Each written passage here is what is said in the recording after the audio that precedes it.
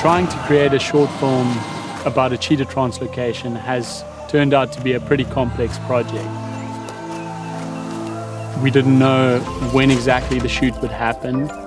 The logistics were up in the air, reliant on permits and all sorts of moving parts. But the idea was to have as much of a plan as possible on the front end, and then if things changed and the story went a different direction, to remain open to that. This trip began with Keenan heading to Malawi to film the capture of the first 2 cheetah that were brought to the Zambezi Delta. Then I joined Vincent van der Merwe in South Africa for a week. We traveled around the country and did probably 5,000 kilometers in 7 days. So up until this point, it's been a 1-camera shoot. Keenan, myself, and Justin had all been shooting various components of the capture individually. But once we arrived at Mkuzi, it was the first time that Keenan and I were actually able to shoot together, which was such a treat.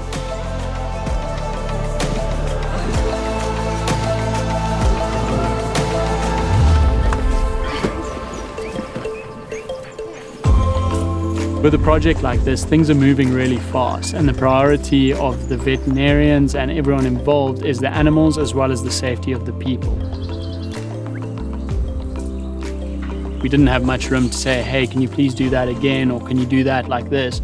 Everyone was pretty focused on their jobs at the time. We needed to just work around what was happening in order to get the content we could get. But our goal was also to try and think that through and get the moments that we knew would be important to the story. Things played in our favor a bit, and the last cheetah were actually captured at last light, so it made for a pretty beautiful scene.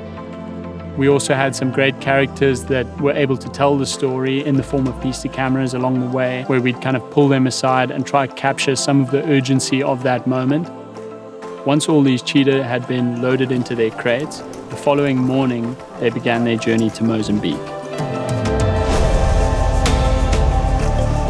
Filming the cheetahs in their crates was really difficult because there were only these tiny little holes that you could look through, and you didn't want to stress the cheetah out by getting too close.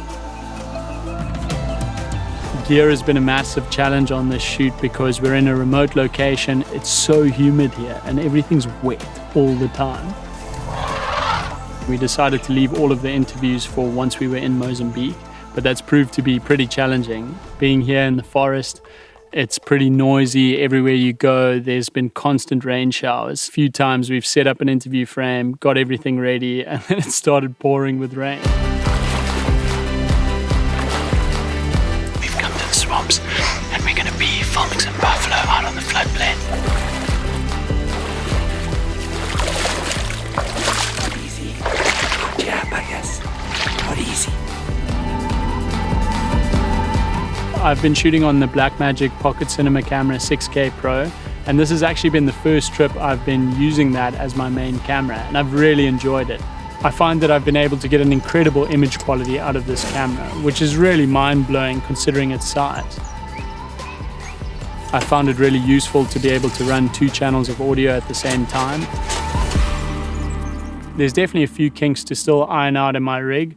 I tested out using a follow focus with the camera in the beginning, and I was using the Tilta Nucleus Nano, but it didn't quite work ergonomically, and it ended up being an extra thing that I needed to power, and so I ended up just kind of ditching it.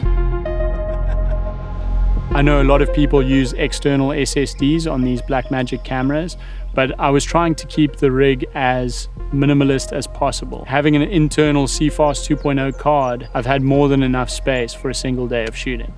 Something I wasn't really prepared for was the file sizes that are coming out of the Blackmagic. So even shooting on 12:1 compression on B-RAW, my file sizes were probably double what I was getting out of the FS7. I'll have to look at some bigger drives when I get back. And I've also been using the Sony a7S III on the gimbal for low light conditions, as well as a few select scenarios where I've wanted to have autofocus. Shooting the scene with Chief Torzo at his house at night, it was great to be able to switch over to the Sony a7S III, which has amazing low light capabilities to capture a pretty cool scene around the fire. In terms of storytelling, this has been a really interesting project. It's complex in the sense that there are a number of different perspectives. To create a film that has a flowing narrative that makes sense and tells the whole story from its various perspectives, but also flows visually. And I think that takes a lot of thought on the front end to try and figure out how you're going to make that happen. For example, in the film, we wanted to create a bit of time and space after these cheetah have arrived in the area. I thought that would be a good opportunity to tell the backstory of how the area got to where it is today, to get a shot of the drone jibbing up and the helicopter flying underneath it to end off that forest scene and smoothly transition into a scene in the helicopter where Mark Haldane is explaining the backstory of this area and how it got to the place where cheetah can actually be reintroduced. All in all, this has been an incredible project to be a part of, and I hope the passion of the conservationists involved comes across through this film. I hope this sheds a bit of light into the process that went into making it. If you have additional questions, please let me know in the comments below. And subscribe, because everyone says that.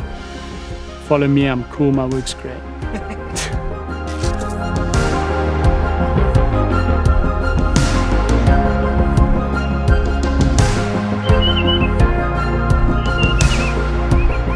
Oh, and I almost forgot to mention, if you do actually want to see the film, there's a link in the description below. Yes.